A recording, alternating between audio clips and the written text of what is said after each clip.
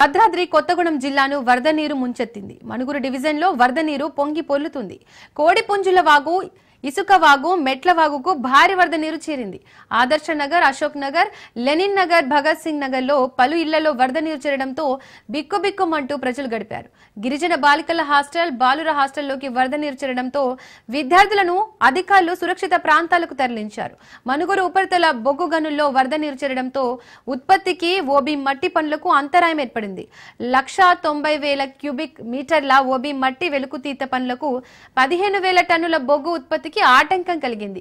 భారీ వర్షాలకు ప్రజలు ఇళ్లలోనే ఉండాలని, చెరువులలో, వాగులలో చేపల వేటకు వెళ్లరాదని అధికారులు కోరుతున్నారు.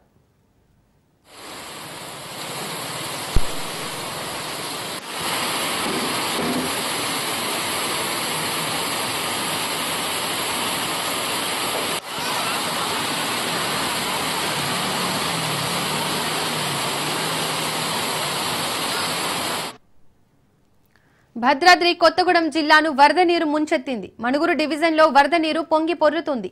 కోడిపుంజుల వాగు, ఇసుక వాగు, మెట్ల వాగుకు భారీ వరద నీరు చేరింది. ఆదర్శ నగర్, అశోక్ నగర్, లెనిన్ నగర్, భగత్ సింగ్ నగర్లలో పలు ఇళ్లలో వరద నీరు చేరడంతో బిక్కుబిక్కుమంటూ ప్రజలు గడిపారు.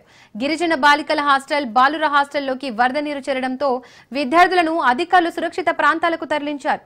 మనుగురు ఉపరితల బొగ్గు గనుల్లో వరద నీరు చేరడంతో ఉత్పత్తికి ఓబీ మట్టి పనులకు అంతరాయం ఏర్పడింది.